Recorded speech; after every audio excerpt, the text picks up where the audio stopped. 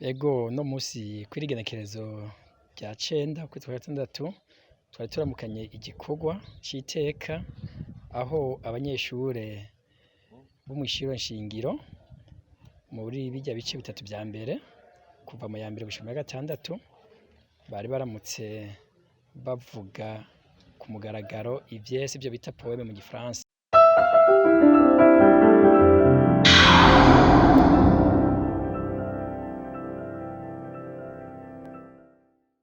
Inshuti namwe bagenzi ba Mabayi Media TV, reka dusubire tubaramutse kandi nkuko musanzwe mubizi ni ya televiziyo yanyu Mabayi Media TV. Rero uno musi ni umunsi w'akaroruhore, ni umunsi w'umunezero, ni umunsi vraiment wari we wese awuravye mu bintu tugomba tuganire n'umushitsi turi kumwe kuri Mabayi Media TV ndaza baja kuryoherwa. Rero mubandanye mudukurikirana ntimuce muva ko mutabakurikira icyo kiganiro cose nkuko rero nari mpeje kubivuga turi kumwe n'umushitsi kuri Mabayi Media TV, n'umushitsi dusanzwe tuzi tumenyereye ariko kuri Mabayi Media TV burashobora kuba ari ubwa mbere ayivugiyeko. Reka rero kuba ko bwari ubwa mbere ayivugiyeko tumaze tumuramutse hama ace anatwidondora. Turabaramukije. Ndabaramukije na jewe. Ego byokunda ko mwidonda bakora barakurikirana Mabayi Media TV. Ego neza cane. Jewe ku mazina nitwa Nsanzumbazi Jean Bosco, nkaba nsanzwe ndi umuyobozi w'indero muri komine ya Mabayi. Nyakubahwa umuyobozi w'indero muri komine ya Mabayi, twageze ngaha dusanga muri mu bikorwa bidasanzwe. Twabonye ugwaruka abanyeshure bambaye uniforme za kaki, biboneka ko ari abantu biga muri ya shure shingiro. Bari baje mu biki? Ego no musi kw'irigenekerezo rya 9 ukwezi kwa gatandatu twari turamukanye igikorwa c'iteka aho abanyeshure bo mw'ishure nshingiro muri birya bice bitatu vya mbere kuva mu ya mbere gushika mu ya gatandatu bari baramutse bavuga ku mugaragaro ivyese ivyo bita poeme mu gifaransa. Ni kuvuga bari abana biga mu mashure y'umwaka wa gatanu n'uwa gatandatu. Abo rero harabayeho ko twabahaye mu gihe c'uburuhuko buheze, twarabahaye ivyo vyese barabitahana baja kuvyiga babifata ku mutwe, hama tubabwira yuko bavuye mu buruhuko bazohita babivuga. Ivyo rero barahise babivuga ku mashuri wabo, hama turaheza tubashira mu turere ivyo twita amarezo scolaire. Ni kuvuga dushobora gushira amarezo scolaire usanga ahuza nk'amashure nk'atatu, ane arenga. Turaba amashure ari mu karere kamwe, iyo ikaca yitwa rezo scolaire. Hariho baragiye no muri ayo marezo scolaire baraja mu mahiganwa, baca batora rero uwa mbere muri rezo. Twari dusanzwe rero dufise amarezo scolaire ashika 10, twaciye dutora abana bashika 20. Ni kuvuga mu mwaka wa gatanu abanyeshure 10 no mu mwaka wa gatandatu bari abanyeshure bashika 10 baje rero barahiganwa. Nkuko muhama mubizi nyene, iyo abantu ari benshi barahiganwa, hakabaho uwa mbere, hakabaho asumvye abandi, hakabaho n'uwo tuvuga arahereza. Mugabo uko twabibonye bose bari bavyiteguriye neza, vyari bimeze neza cane. Twasanze rero kari akantu kari gahaze mw'iyi komine y'iwacu, aho usanga ubu ngubu abana ata vyigwa vyo gufata ku mutwe usanga bariko bariga. Kugira bamenye umunyeshuri aja muri rezo byagenze gute? Ego cane, kuri ico kibazo ni ciza. Imbere yuko baza mu marezo batanguriye mu mashure. Urana yuko ishure ryose abana baraje umwe wese akavuga, hama rero umwarimu ari kumwe n'umuyobozi n'abandi bamufasha bakaca baraba umwarimu yashoboye kubivuga neza cane gose, bakaca rero uwo mwana bamushira ku rutonde ko bazoserukira iryo shure. Amashure yose yari mw'iyo rezo yaca azana abanyeshure bagiye baba abambere. Abana rero bose uko bagiye bava ku mashuri atandukanye bahuriye mu marezo baciye bagira ihiganwa. Muri rezo baca batuzanira umuntu umwe ariyo ya marezo 10 twababariye, aho baciye batuzanira abanyeshure 10 mw'ikomine. Mw'ikomine ni ukuvuga abanyeshure 10 bo mu mwaka wa gatanu n'abanyeshure 10 biga mu mwaka wa gatandatu. Mbega ibi mu kubikora n'indinganizo yavuye ku rwego rw'igihugu iramanuka rw'intara hama muri komine? Mu bisanzwe ibi twari twavyiyumviriye mu rwego rw'ikomine, ngo duca dusanga no mu rwego rw'intara baravyiyumviriye. Duca rero turavugana, duca tubishiraho ku rwego twebeye, duca turakora ku rwego rw'ikomine aho iwacu. Gusa nkuko tuvuga ati twabaye abambere mu rwego rw'intara, kuca tubishira ku mugaragaro. aha turaza gutanga na raporo mu rwego rw'intara. Ni kuvuga abarya twabonye bagiye baba ba mbere barashobora kubandanya ku rwego rw'intara? Barya hamwe twogira imana tugasanga n'ayandi makomine yakoze nk'uko twakoze, barashobora kubandanya bagaca baja guhiganwa ku rwego rw'intara. Ego twabonye muriko muratanga ubushimwe, amakaye menshi abana bagerageje kubona n'abana twashoboye kuvugana, mwatanze amakaye, indobo, amakaramu, ibintu byinshi bishobora kuba bigurwa amafaranga. Mbega uburyo bwavuye he bwo gutegura iki gikorwa? Uburyo bwaragoranye cane gose kuko tuciyumvira ico gikorwa twabona yuko twohava dufata tukaraba uko abanyeshuri basumbasumbanije hama bahejeje bagataha, muga duca tubona ati ntago twoba turiko turakaburira abana guhiganwa ico bita émulation, twaciye twiyumvira yuko vyoba vyiza nuko akaganuke kose koba kangana, ko umwana ahejeje yagiye guhiganwa n'abandi akabona yuko yabaye uwa mbere canke akaba yagiriwe n'iryo bakwe ryo gusumvya abandi muri rezo akaza ku rwego rw'ikomine katotaha imvumure. Twaciye rero twiyungunganya turavugana n'abayobozi uko bari mu marezo, barazana udufaranga dukeya turashira hamwe, hama tuca twikora no ku bandi, turikora no ku bakunzi b'ikomine, aratwara Croix Rouge ku rwego rw'intara niwe yashoboye kuduha tuja tudoba mwabonye twatanze. Mugabo amakaye, uravye amakaye n'amakaramu, amakaye amwe twagize imana tuca turayaronswa ku basanzwe barize kaminuza bavuka mw'iyi komine yacu y'Amabayi, mugabo nabo kubera uburyo butari bubakundiye bashoboye kuduha udukaye dukeya, hama natwe dukoresheje bwa buryo twakuye ku mashure duca turongereza. Ubwo mwabonye ko bitari bishemeye, kwari ugufasha gusa kugira abanyeshure babone yuko ataje, uravye bamwe usanga bava ku birometero bitari bike, abone yuko ataje gukorera ubusa, hari akantu atahanye ashobora kwerekana ageze muhira canke akereka abandi bana.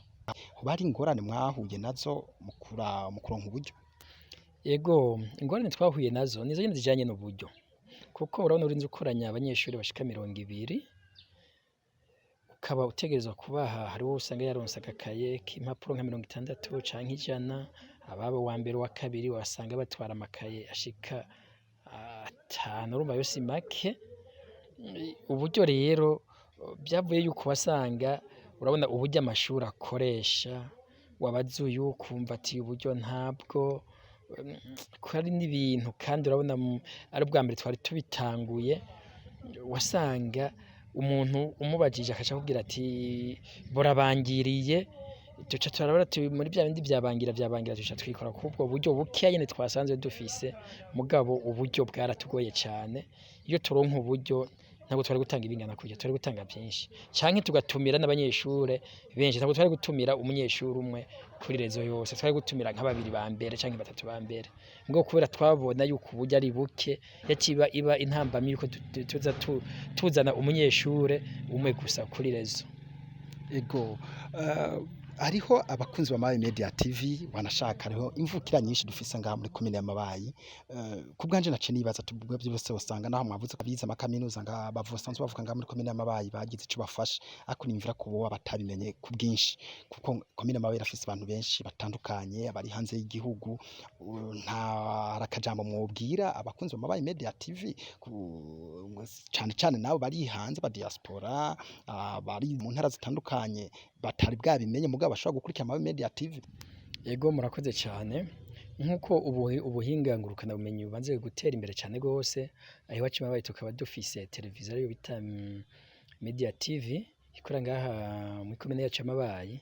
Ni vyiza cyane gose, ikikorwa twakoze twabonye yuko mwagikurikiranye cyane gose, kandi twizere yuko abagikurikirana abashobora gukurikirana amakuru ya Media TV ko ari benshi. Twagomba rero dutere akamo cane cane imvukira zikorera aha mw'ikomine, mu ntara canke mu zindi ntara zigize igihugu cacu c'Uburundi, eka n'abari hanze y'igihugu aribo twita bari muri diaspora, nabo ngira ngo iki gikorwa bakibonye canke baza kugikurikirana, baze ikigo ntabwo gihereye ngaha, ahubwo iyi ni intango.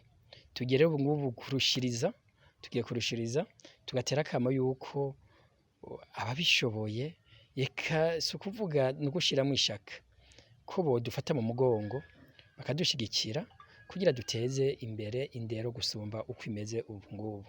Tugasaba rero yuko boza baradushigikiza ivyiyumviro n'uburyo kugira natwe iki gikorwa badutumye, kuko ni igikorwa cy'igihugu turiko dukora, igihugu caradutumye kandi nibo badutumye kugira duteze imbere iyi ntara yacu. Ejo rero nitwabakoma ishwashwa ati nimudutere turafise ikindi gikorwa nk'iki, tuzobakoma ishwashwa kugira umwe wese ashobore kugira ico aterereye mu gikorwa nk'iki c'iteka. Uno munsi bagize ivyese canke amapoeme kandi nkuko twavyiyumviye zari poeme ziri mu rurimi rw'igifaransa. Mbega mufise ihangiro yo gukorera ku gifaransa gusa canke hazojamwo n'ibindi vyigwa, ibiharuro, ibindi bintu vy'inkino? Kuko ndibuka kera tukiri abana bato arabagize higanwa mu kwiruka, mu gutera ibintu vyaba biremereye cane, bagatera nk'ariya bakaraba uwabaye uwa mbere. Ivyo byose muripfuza ko mubisanura, mubivyura canke mwebwe ubu mugomba mugume muyisunze cane cane igifaransa? Ihibambewe ntago twohava twisunga igifaransa gusa, kuko igifaransa conyene ntago arico cohava giteza ubumenyi, twoba twihenze cane gose. Tuzobishira mu vyigwa vyose ku madisipline yose, turipfuza yuko tuzoshiramo indimi zose, dushiremo, kuko ubu indimi zose zirigishwa mu gihugu cacu c'Uburundi. Tuzoshiramwo icongereza, dushiremo igiswahili, dushiremo ikirundi, kuko ivyese biratandukanye. Amapoeme ni menshi cane mu ndimi zose, aho tuzoyarondera byose tubishiremwo, hama tutibagiwe n'ibindi vyigwa, ibiharuro, iza entrepreneuria n'ibindi. Ivyigwa byose tuzogira abana baze bahiganwa mu vyigwa byose. Mwavuze n'ibijanye no kwinonora imitsi, bijya vyo kwiruka, gukina imipira, navyo turiko turavyiyumvira yuko muri kazoza, murabona ko umwaka w'ishuri kurahera, umwaka utangura ivyo vyose tuzobishiraho. Igikorwa cose tuze tugipangira umwanya waco, tuvuga duti iki gice canke iki kiringo turakora igikorwa iki n'iki n'iki, kandi tugikora kivamwo kugira tubandanye duteza imbere ubumenyi bw'abana bacu bo muri komine yacu ya Mabayi. Nyakubahwa muyobozi w'indero ngaha muri komine ya Mabayi, ukaba mufise abo mutera akamo, ashobora nahone guca mutera ako kamo? Ego, akamo ntikobura, nkuko nabivuze cane cane ku bajejwe intwaro, nabo nyene barashobora bategerezwa kutwama hafi, bakadufata mu mugongo mu bikorwa nk'ibi, bakadufata mu mugongo cane cane mu kudufasha guhimiriza abavuka komine, abavuka ntara, eka n'abenegihugu bose birashoboka, kuko turashobora twabikoranye neza. Umwe wese arashobora kudodora hirya no hino, mugasanga iyo turiko turakora ibintu biteza imbere indero y'ugwaruka vyagenze neza. Murabona nk'ubu usanga ibitabo bidakwiye ku mashure, intebe zidakwiye ku mashure, dufise ibirasi bitameze neza mu burere aho duherereye. Aho rero ni twebwe nyene intwaro yodufasha kuza iraterereza, kuko hariho abantu usanga nk'ubu bashoboye, bashobora kudodora ku bari hirya no hino, nk'abari hanze ugasanga baradufashije nko mu kubaka amashure, bakadufasha mu gutanga ibikoresho nk'ibitabo. Navyo murabona ko ibitabo burya hariho ubukene bw'ibitabo, abana ntibiga neza, hariho ubukene bw'intebe, aho usanga abana bicaye ari benshi ku ntebe, ivyo urumva ko bitahava bigende neza. Hariho aho usanga turiko turakoresha barya bakoranabushake bo twita ba benevole, ugasanga abavyeyi utwo dufaranga ntibaturonka two kubahemba. Ibyo ni ibintu rero twabikoranye twese, twashize inguvu hamwe, turi kumwe n'intwaro, kuko twebwe urwego rw'indero rukorana cane n'intwaro, kuko ntabwo twahava dukora twenyene, kuko ntavyo twokwishoboza. Tukaja hamwe twese kugira turabire hamwe ibiduhanze, maze turabe ico dushobora gukora kugira ngo duteze imbere iyi komine iwacu. Ako rero n'akamo nteye uwari hirya no hino, kugira ngo nawe nyene yumve yuko igikorwa c'indero ko kimuraba, kuko na cane cane aho tugeze twaciye ku ntebe y'ishure, n'indero yahatugejeje. Bisaba rero natwe dufashe batoya bacu kugira tutegure kazoza k'abiwacu canke k'abana b'iwacu. Murakoze cane. Bakunzi ba Mabayi Media TV, nkuko muhejeje kuvyumva turi kumwe n'umuyobozi w'indero ngaha muri komine ya Mabayi. Mwumvise ko atera akamo mwebwe mwifise, mwebwe mushoboye kuvyo Imana yabashoboye kubahezagiza, murashobora gukorako akantu gato kugira ugwaruka abana bato ba komine Mabayi, Burundi bw'ejo canke banyikomine b'ejo, mugashobora gutanga uko twoba tungana twose, simpaka ngo utange ngo ivyica vyuzuza ishure. Ico ufise cose ugitanze kirashobora kugira akamaro muri komine yawe canke mu ntara yawe wowe usanzwe uvukamwo.